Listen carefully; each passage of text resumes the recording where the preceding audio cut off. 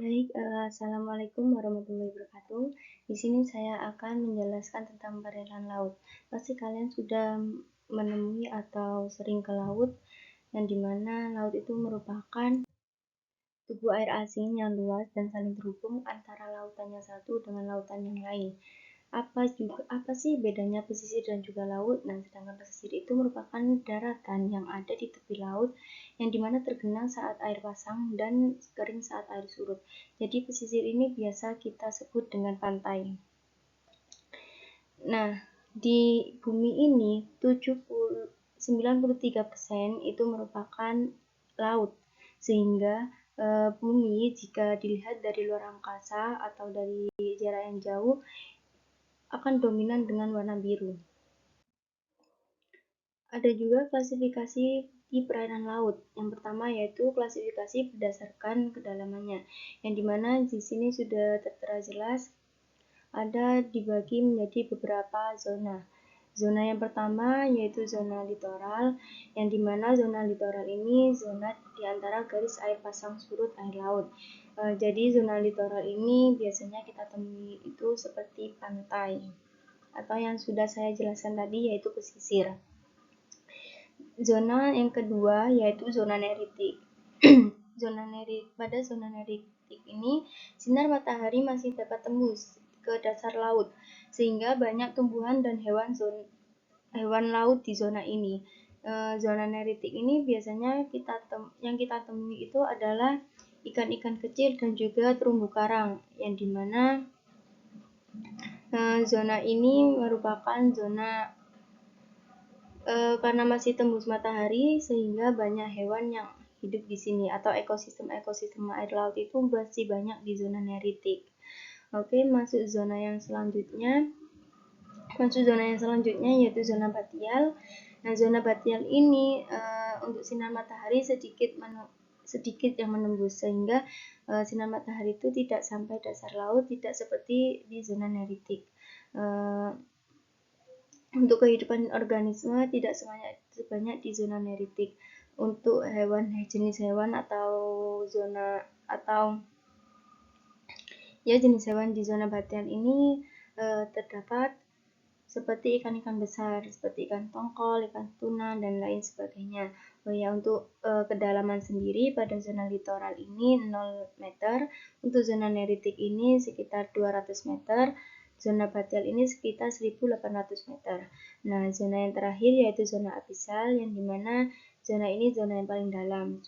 Karena kedalamannya sangat dalam, suhu wilayah di sini itu sangat dingin dan tidak ada tumbuh-tumbuhan yang hidup atau hewan. Ada satu jenis hewan yang mampu hidup di zona abisal ini, yaitu angelfish atau predator detritivore. Nah, predator detritivore ini merupakan hewan yang mampu mengeluarkan cahayanya sendiri. Jadi, mereka ini dapat mencari makanan dan juga berkomunikasi dengan angelfish lainnya. Meskipun tidak ada sinar matahari, mereka bisa mencari makanan. Nah, makanan dari angelfish ini merupakan sisa-sisa dari zona batial, sisa-sisa organisme dari zona batial. Untuk klasifikasi laut yang kedua yaitu berdasarkan kejadiannya, yang dimana dibagi menjadi 3, yaitu laut transgresi, laut regresi, dan juga laut ingresi. Laut transgresi sendiri memiliki pengertian laut yang terjadi karena naiknya ketinggian air laut secara global. Contohnya yaitu Laut Jawa dan juga Laut Arafuru. Laut transgresi ini terjadi pada saat mencairnya gunung es saat zaman glacier atau zaman es terdahulu, sehingga volume air itu menambah. Untuk laut regresi ini sendiri memiliki pengertian air laut yang seakan turun karena kegiatan erosi dan juga sedimentasi yang terjadi berabad-abad. Salah satu contohnya yaitu di Kaspuker, yang dimana dulunya gunung laut itu merupakan hasil dari sedimentasi air laut, sehingga sisa-sisa atau hasil yang dari hulu itu terendap atau tersedimentasi di daerah Puger sana, sehingga karena adanya laut retreksi atau air laut akan turun, sehingga di sana sekarang menjadi daratan. Untuk klasifikasi laut berdasarkan metodenya yang ketiga, yaitu laut ingresi, yang memiliki pengertian perubahan laut yang terjadi ketika dasar laut turun akibat gerakan tektonik. Contohnya yaitu Laut Banda, Laut Sulawesi, dan juga Laut Flores. Laut ingresi ini bisa menyebabkan munculnya palung laut. Untuk klasifikasi yang ketiga, yaitu klasifikasi laut berdasarkan letaknya terhadap benua. Yang pertama ada laut tepi, yang kedua ada laut pertengahan, dan laut pedalaman. Untuk laut tepi sendiri merupakan laut yang terjadi di tepi benua dan dihalangi oleh gugusan pulau. Contohnya itu ada Laut Jepang dan Laut Benggala.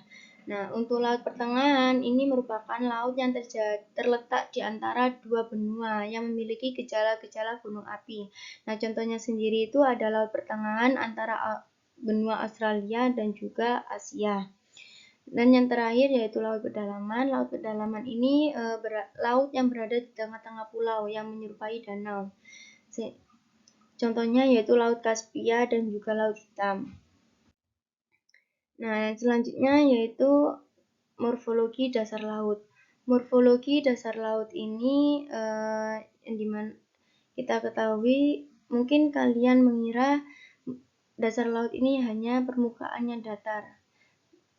Tapi kalian salah besar, karena morfologi dasar laut itu banyak jenisnya atau banyak bentuknya, seperti yang ada di daratan.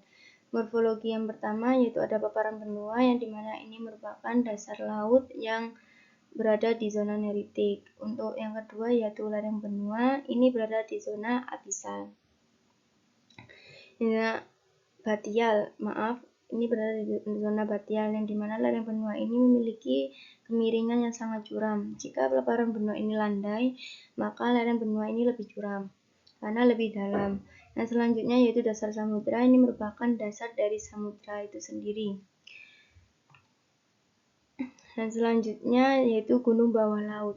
Gunung bawah laut ini gunung yang terletak di bawah permukaan laut, yang dimana seperti kita ketahui ada di Gunung Krakatau salah satu contohnya. Nah, selanjutnya ada pematang tengah samudra. Pematang tengah samudra ini merupakan jalur memanjang yang dapat menghasilkan magma dari es tektonosfer. Jadi semakin dekat dengan pematang tengah samudra, maka semakin ditemui gunung bawah laut yang berapi. Dan yang terakhir yaitu palung laut. Palung laut ini merupakan bagian dasar laut yang akibat gerakan tektonis, sehingga memiliki kedalaman yang lebih dalam lagi. Nah, selanjutnya yaitu gerak air laut. Yang pertama, gerak pasang naik dan surut air laut. Nah, naik turunnya air laut secara teratur dan berulang-ulang karena pengaruh gaya gravitasi. Nah, tinggi rendahnya pasang surut air laut ini dipengaruhi oleh gerak dan jaraknya dengan angin. Dan selanjutnya yaitu gerak gelombang laut. Gelombang laut ini gerakannya dipengaruhi oleh angin, yang dimana ada beberapa faktor lain yang menyebabkan adanya gerakan gelombang laut. Yang pertama yaitu kerapatan angin, yang kedua lamanya angin bertiup, yang ketiga fets atau daerah yang terkena pengaruh gerakan angin, yang keempat perbedaan kerapatan air laut dan udara, dan yang terakhir yaitu kedalaman laut. Dan selanjutnya yaitu arus laut. Nah, di dunia ini atau di bumi ini arus laut itu ada dua, adalah arus laut panas dan juga dingin. Jika air laut sebagai contohnya, saya mengambil di daerah Jepang atau di benua Jepang, di negara Jepang, maaf. Di sini ada pertemuan antara arus laut dingin dan juga arus laut merah, yang dimana arus laut dingin itu ditandai dengan tanah yang berwarna biru, dan arus laut panas ditandai dengan panah merah. Yang dimana di sini mengalami pertemuan sehingga suhu yang ada di Laut Jepang ini hangat, sehingga menghasilkan ikan-ikan atau biota laut yang sangat bagus kualitasnya. Faktor gerakan arus laut ini juga dipengaruhi oleh gerakan angin yang arahnya tetap, contohnya angin baksat dan juga angin barat. Yang kedua, perbedaan tinggi permukaan air laut. Yang ketiga, adanya pulau atau benua yang membentangi. Dan yang terakhir, perbedaan suhu dan kadar garam air laut. Mungkin sampai sini saya menjelaskan tentang perairan laut. Sampai bertemu di materi-materi yang selanjutnya. Baik, sekian. Wassalamualaikum warahmatullahi wabarakatuh.